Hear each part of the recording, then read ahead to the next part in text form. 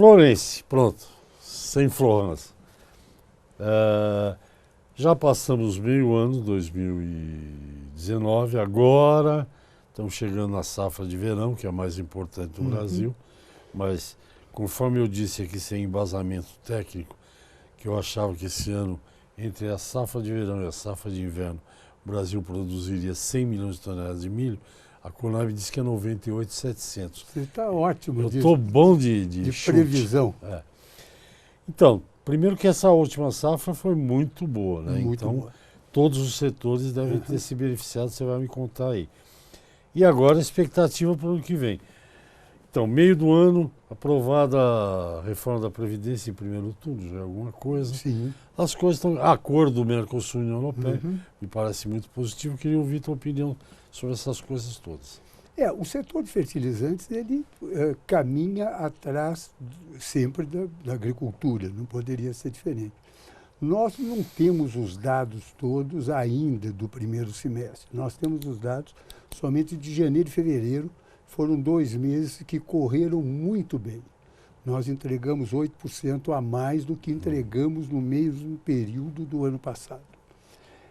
O que eu vou falar a você não é um número, mas é uma sensibilidade. Nós temos a impressão que depois, com esses fatos que você mencionou, que uma é o aguardo da Previdência, algumas preços das commodities internacionais, houve algumas movimentações, aí alguma queda. Então, a sensação que nós temos, de repente eu posso, que não tem um número efetivo, mas é de que houve pelo menos uma lentidão nas retiradas das entregas dos fertilizantes. Quer dizer, talvez deva diminuir alguma coisa no ritmo que estava indo. Nada disso deve alterar o programa do ano todo. Nós devemos fechar esse ano. O agricultor está capitalizado, ele tem tido safras boas todos esses anos, resultados positivos. Há vários anos que não ocorria isso.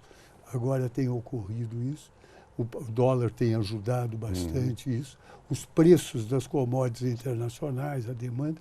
Então, a sensação é de que as coisas devem. Mas talvez no mês de abril, maio e tal, tenha havido alguma redução na coisa. Mas, por enquanto, é hipótese somente. Hipótese. Em termos de logística, houve algum avanço, alguma melhoria? Olha, nós estamos Eu ouvi ainda... falar de ferrograma, não sei se isso interfere para vocês aí. Não, lógico que você tem hoje ferrovias que estão funcionando lá para o Centro-Oeste, estão puxando bem mercadoria do Porto de Santos, principalmente. Existe um impasse aí que nós estamos ainda aguardando ver.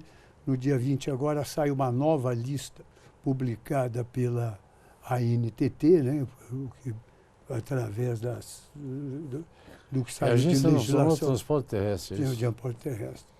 Então é ela que está regulamentando isso, mandou fazer um estudo em Piracicaba e teria prestes a lançar essa nova lista, que nós sabemos ainda exatamente quais são os valores, quais são as condições.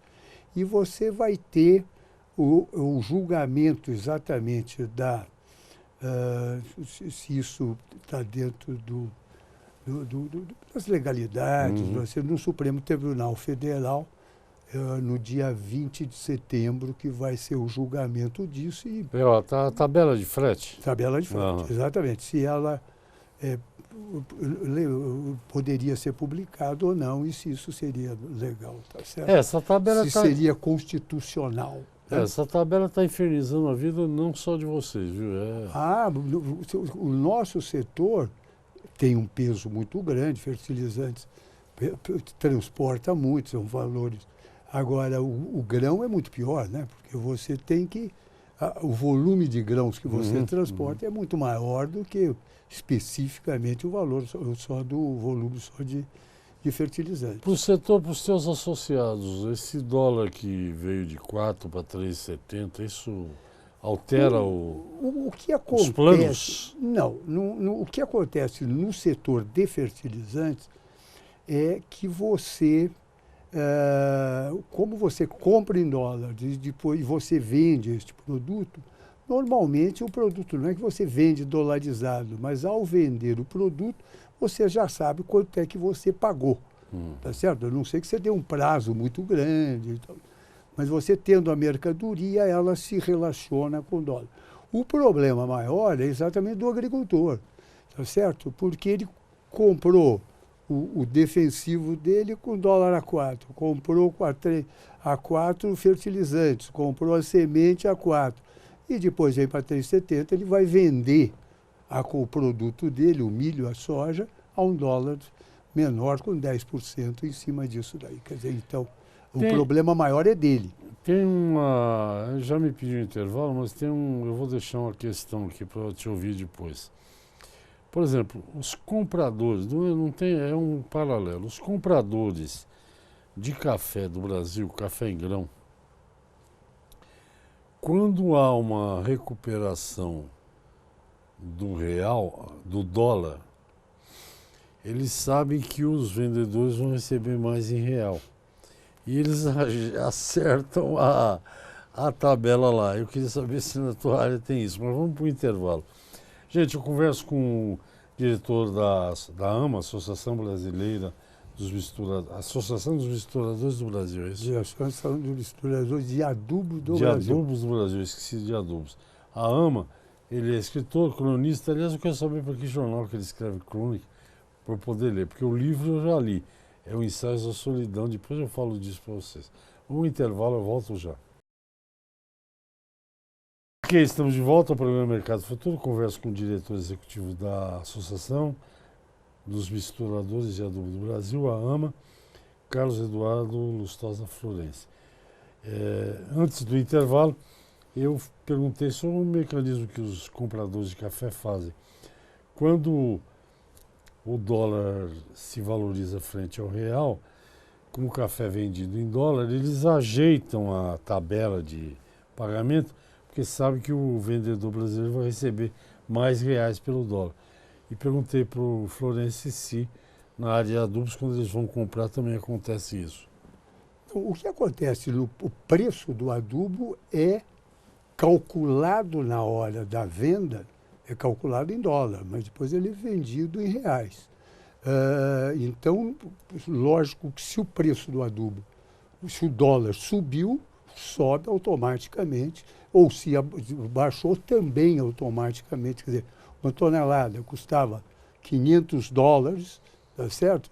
Vezes R$4, daria R$2.000. Se você veio para 3.500, vai dar 1.750 e tal. Então, isso é automático. Tá certo? Isso é... Não... isso é normal, faz parte do mercado. Não, e o agricultor tem muita informação exatamente do preço do mercado lá fora. Ele conhece, ele sabe bem.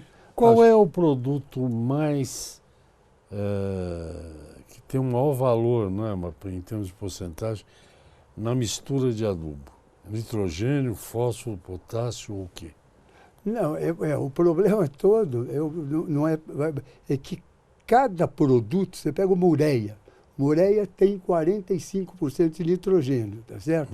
Então, ela é um produto que vale 300. Se você comprar um sulfato de amônio que só tem 20, ela custa $200, quer dizer, a tonelada. Então, este sulfato de amônio, por unidade de coisa, é mais caro do que a ureia, embora a ureia seja mais barato do que o sulfato de amônio. Então, depende do teor de nitrogênio que seja contido dentro deste produto. Tá, ureia é subproduto do petróleo. Produto exatamente de gás. Quem fornece para vocês? É de amônia anidra, essa é a coisa. Quem fornece para vocês é Petrobras. A Petrobras fechou 2 fábricas que ela tem lá no Nordeste, né? E está querendo arrendar ou negociar esta fábrica. Era uma fábrica em Camaçari e outra em Laranjeiras, e ela tem uma fábrica funcionando em Araucária, aqui no Paraná. E tem uma fábrica que eles investiram 80% do capital para funcionar lá em Três Lagoas, em Mato Grosso do Sul, e parou. Também está para ser negociada, para ser vendida, tem-se informação de que está a caminho isso, mas não tem já há algum tempo que está parado. Então, a produção de ureia hoje no Brasil não atende 10% do mercado. Você tem que importar 90% da ureia. Me explica a diferença. Você já tentou, mas eu não compreendi. Acho que tem que interpretar. Misturadores, que são vocês compram as matérias-primas e misturam. Isso.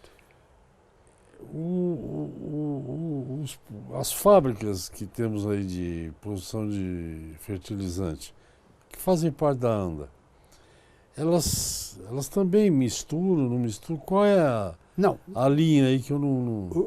É uma linha tênue, né?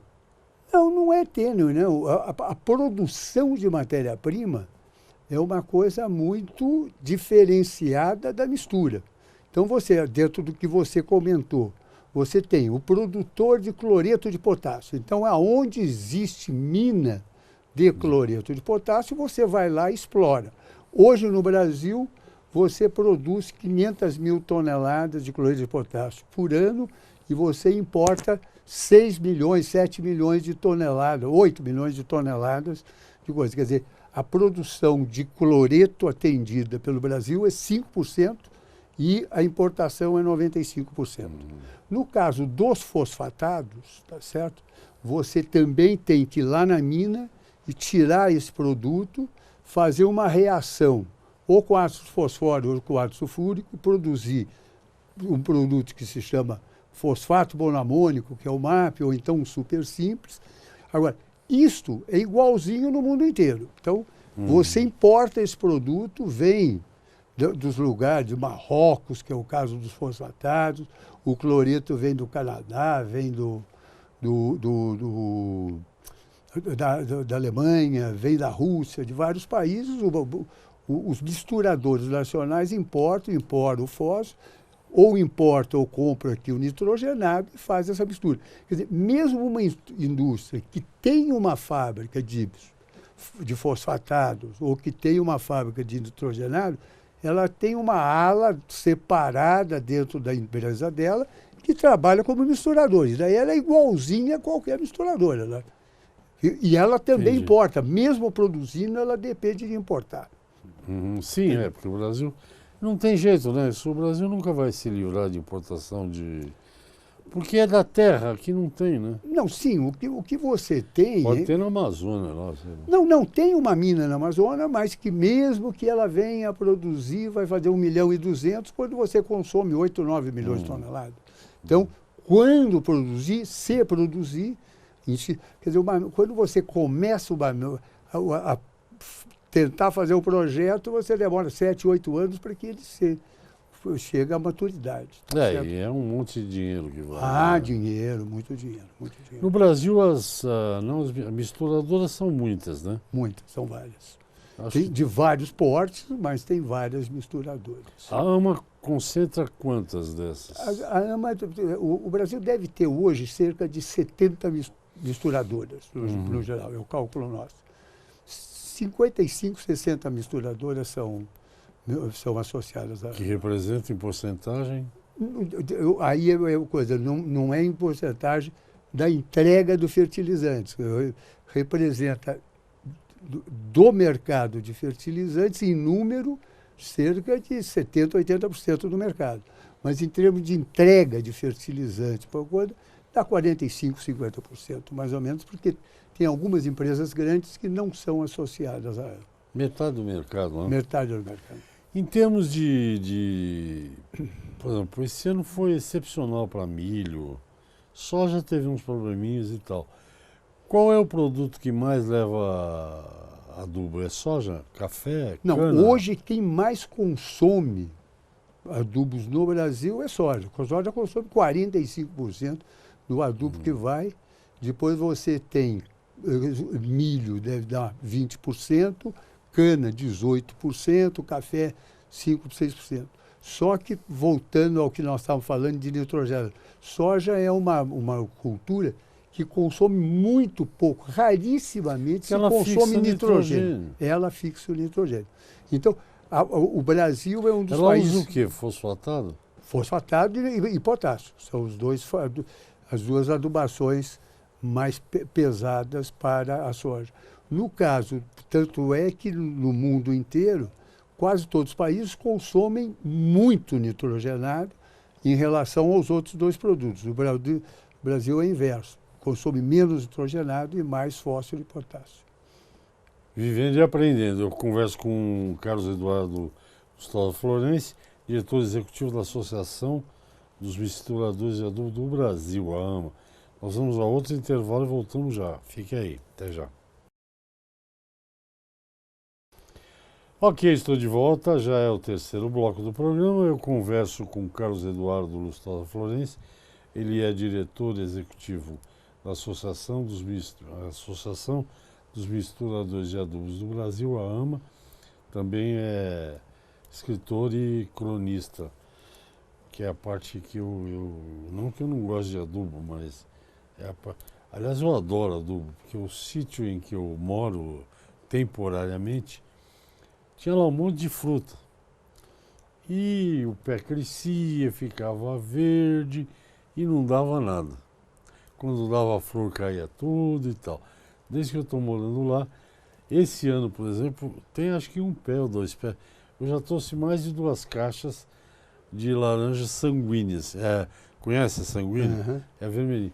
Por um motivo muito simples, eu conheci um japonesinho que ali, depois da polícia rodoviária ali na BR, e reclamei para ele que não dava nada, ele me vende um saquinho de 2 quilos, só o saquinho plástico. É um adubinho colorido, tem vermelhinho, amarelinho e tal, e é de cobertura. Então este ano, não, o ano passado, com a cobertura, você não precisa fazer buraco nada, é só em volta, né?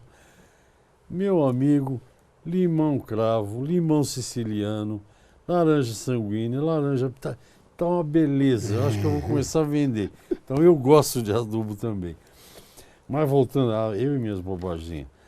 Voltando, esse ano, então, vocês esperam manter o mesmo nível do ano passado, ou um crescimento aí... Provavelmente... Que tem crescido muito, de uma maneira global. Vem crescendo uniforme. O Brasil é o país, se você pegar aí, cerca de 12 anos, sei lá quanto, o Brasil tem um crescimento do dobro do mercado mundial, tá certo?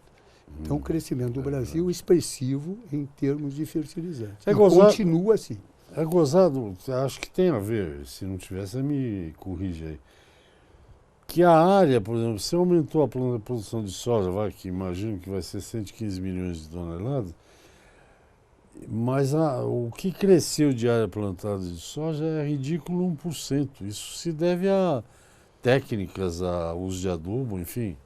Com certeza absoluta.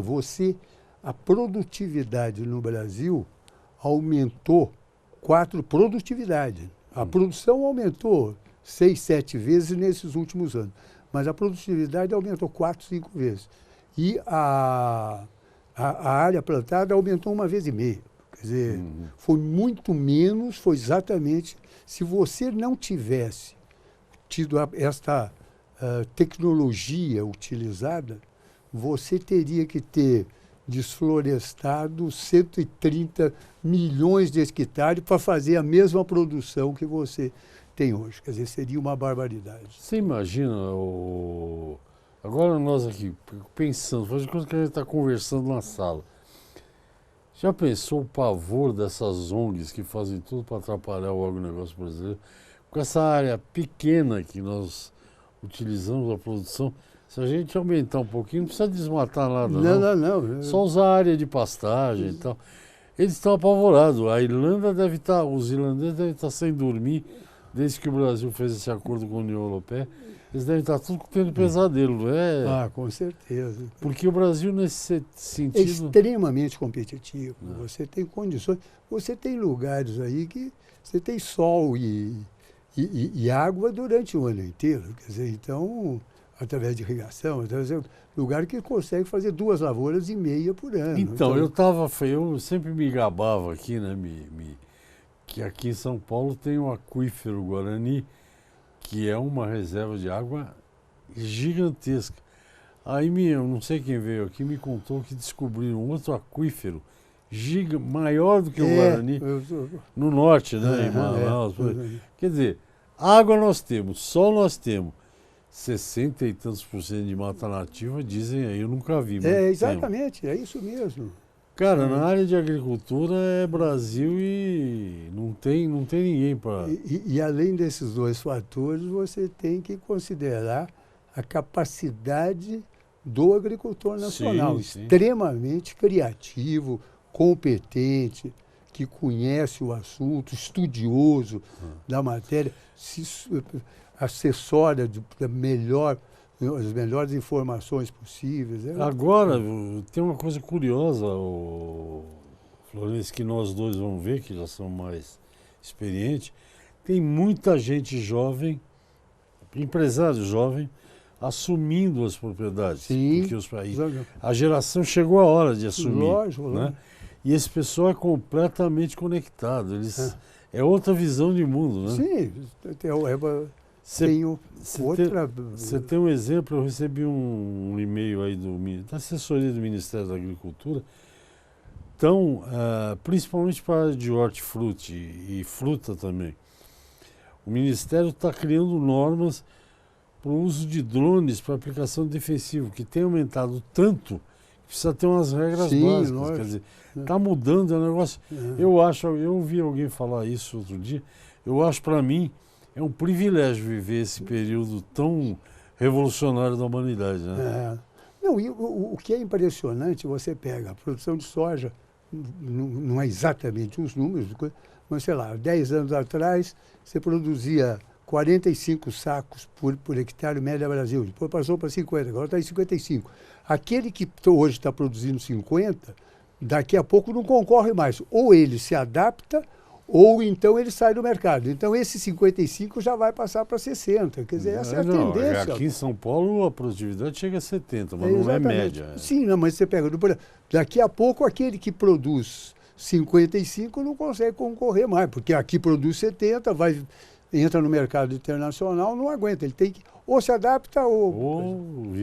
O que eu acho legal, que você deve concordar comigo, eu tenho falado muito do acordo Mercosul-União Europeia, porque eu acho a notícia mais importante desse ano, é que as pessoas às vezes não entendem que atendendo um mercado super exigente, super rico, que quer produto especial com a União Europeia, nós, brasileiros, somos beneficiados. Com certeza. Ninguém só melhora para vender para a Europa. Não. Melhora para nós também, né? Com certeza. Ele não vai fazer...